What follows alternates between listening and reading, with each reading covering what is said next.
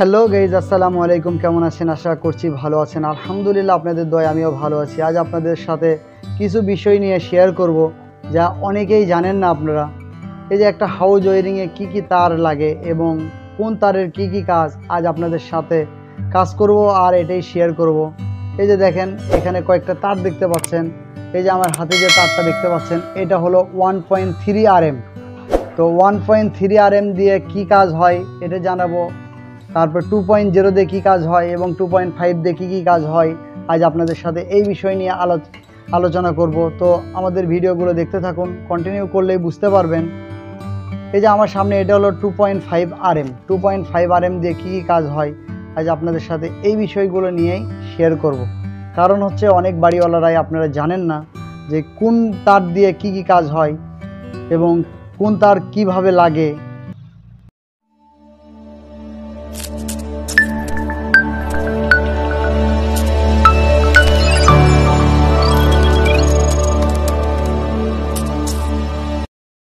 আমরা অনেক সময় আপনার তারের এস্টিমেট দিই। তো এস্টিমেট দেওয়ার পরে বলে এতগুলো তার কিভাবে লাগে এবং এত টাকার তার কিভাবে কিনবো।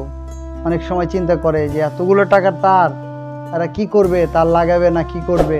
আসলে মেন ঘটনা হচ্ছে কি জানেন, এই যে দেখেন এখানে 1.3 RM যে তারগুলো আছে, এই 1.3 RM দিয়ে আমরা লাইট পয়েন্টের তার টানি। তো 1.3 RM এবং 1.5 RM, 1.0 RM, তো তিনটে দিয়ে লাইট পয়েন্টের কাজ করা হয়। তো মূলত আপনার 1.5 RM না দিলেও চলে, 1.0 দিলেও চলবে এবং 1.3 দিলে মোটামুটি ভালো, কোনো সমস্যা নাই এবং আপনার খরচাটাও একটু কম হয়।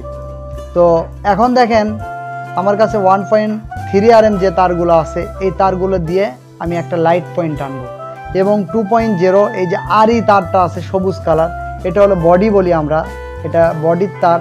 অনেক সময় দেখেন আপনার ফ্রিজে অনেক শর্ট করে এবং ভিজে হাত দিয়ে ধরলে কারেন্টের একটা ভয়ে অনেক সময় চিন্তা করেন কি যে আমি তো হাত দিলেই শর্ট করে, কেন করে? আসলে মূলত হচ্ছে আপনার আর্থিং যদি আমরা বডির তার না দিই তাহলে এটা শর্ট করার সম্ভাবনা থাকে। তো এখন দেখেন এই যে এখানে কিন্তু আমি 2.5 এবং 3.0 এই দুই ইয়ার তার নিছি এবং হচ্ছে হলুদ কালার যে তারটা দেখতে পাচ্ছেন, হলুদ কালার তারটা হচ্ছে IPS-এর, এটা হলো 2.0 বা 2.5 দিয়ে কাজ করতে পারবেন। তো এখন দেখেন আমার কাছে এখানে আমি যে তারগুলো বেঁধে দিলাম, এটা এখান থেকে ডাইরেক্ট আমার ডিবিতে যাবে, HDB বোর্ডে যাবে। এই যে ডান পাশে দেখতে পাচ্ছেন ওখানে একটা 1 গ্যাংয়ের সুইচ বোর্ড দেওয়া, ওই সুইচ বোর্ডটা হচ্ছে আপনার এসির জন্য। তো এসির জন্য যেহেতু সেক্ষেত্রে আমার 3.0 RM দিয়ে কাজ করতে হবে। এই যে দেখেন এটা হলো HDB বোর্ড। তো HDB বোর্ডে কিন্তু আমার ডাইরেক্ট ওই যে জায়গার থেকে আমি তারটা বেঁধে দিলাম, এখন এই জায়গায় এই ছেলেটা তারটা টান দেবে, যে তার টান আছে যে তার ধরে টান যখন দিবে অটোমেটিকলি আমার পাইপের ভেতর দিয়ে তারটা চলে আসবে।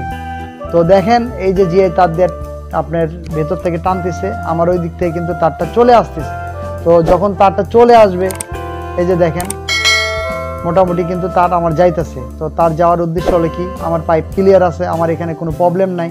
এই যে তার যাইতেছে দেখেন এখানে, এই যে একটু যদি ঝামেলা হয় তখন একটু ব্যাগে টান দেবেন, তাহলে আবার টান দিলেই আমার তারগুলো অনায়াসে চলে যাবে। এখানে কিন্তু আমি 2.5 RM এবং হচ্ছে 3.0 RM 2.0 RE ব্যবহার করছি, যেটা হলো RE তার, যেটা এটা হলো বডির তার, যেটা হলো আর্থিং। তো বডির তার দেওয়ার উদ্দেশ্য হলো কি, আমার এসিতে অনেক সময় শর্ট সার্কিট হইতে পারে, তো শর্ট সার্কিট যেন না হয় এবং বডি এই কারণে আমরা ব্যবহার করি।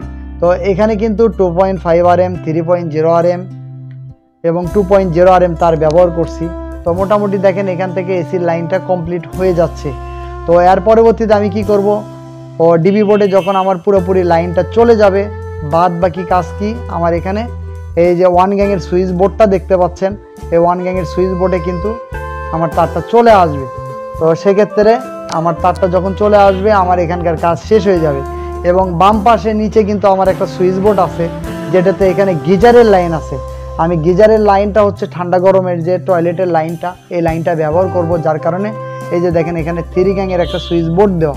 পাশে কিন্তু একটা বেলগুনি দেখতে পাচ্ছেন, বেলগুনি সুইচ, 3 গ্যাংয়ের একটা সুইচ বোর্ড দেওয়ার উদ্দেশ্য হলো গিজারের একটা সুইচ, লাইট পয়েন্টের একটা সুইচ এবং 6 পিন কম্বাইন এখানে একটা ব্যবহার করব। তো অনেক সময় দেখা যায় এদের পাশে আপনি ফ্রিজ রাখতে পারেন, তো ফ্রিজ যদি ব্যবহার করেন 2.5 RM দিয়ে আপনি ব্যবহার করতে পারবেন, এতে করে কোনো প্রবলেম হবে না। আর আপনি 1.3 RM ব্যবহার করার উদ্দেশ্য হলে কি আমার লাইট পয়েন্ট এর চেয়ে বেশি RM এর প্রয়োজন হবে না। তো এই ক্ষেত্রে আমরা 1.3 RM দিয়ে কাজ করি। এবং মেন লাইনটা কত টানবো অনেকে জিজ্ঞাসা করেন, তো মেন লাইনটা হচ্ছে 4.5 RM। এই যে দেখেন আমি কিন্তু এখানে বেঁধে দিছি, এই ডিবি বোর্ডে চলে যাবে ডাইরেক্ট এই ফ্যান বক্স থেকে। তো ফ্যান বক্স থেকে যখন আমার ডিবি বোর্ডে চলে যাচ্ছে, দেখেন এই রোমের কাজ কিন্তু কমপ্লিট হয়ে যাবে। এখানে কিন্তু শুধু আপনার এই যে দেখেন আমার তারটা কিন্তু অটোমেটিকলি চলে যাচ্ছে। আমি হাত দিয়ে মোটামুটি ক্লিয়ার করে দিচ্ছি। পাইপ ইজি থাকলে অবশ্যই তারের কোনো প্রবলেম হবে না। আমার তারটা বেঁধে দিচ্ছি সুন্দর মতো। তো সুন্দর মতো তারটা যখন বেঁধে দিব অবশ্যই আমার ইজিলি ভাবে তারটা চলে যাবে। আমার মেন লাইনের তার টানা আছে 1 ইঞ্চি, আর আউটলাইন যেগুলো দিয়ে আমরা লাইট পয়েন্টের এগুলো 3.34 যে লাইনটা পাইপটা, এই পাইপের ভেতর দিয়ে আমার কিন্তু 8 থেকে 10টা তার ইজিভাবে চলে যাবে। তো 10টার বেশিও টানতে পারবো আমরা 12টা, কিন্তু আমরা এত রিস্ক নিব না। আর 1 ইঞ্চি পাইপ দেওয়ার উদ্দেশ্য হলে কি আমার তারটা যেন ইজিভাবে যায়, তারটা কোনো সময় টান পড়লে ছিঁড়ে যায়, এরকম কোনো অপশনের মধ্যে যেন আমরা না পড়ি। তো যার ক্ষেত্রে আমরা 1 ইঞ্চি ব্যবহার করি মেন লাইনটা। এই যে দেখেন এখানে মোটামুটি আমার তার টানা প্রায় শেষের দিকে। এই যে মোটামুটি এদিকে তার ক্লিয়ার, তার মানে আমার এই রুমটা ক্লিয়ার হয়ে গেছে। তো ভালো থাকবেন, সুস্থ থাকবেন। পরবর্তীতে নতুন কোনো ভিডিও নিয়ে আপনাদের সামনে হাজির হব। আল্লাহ হাফেজ।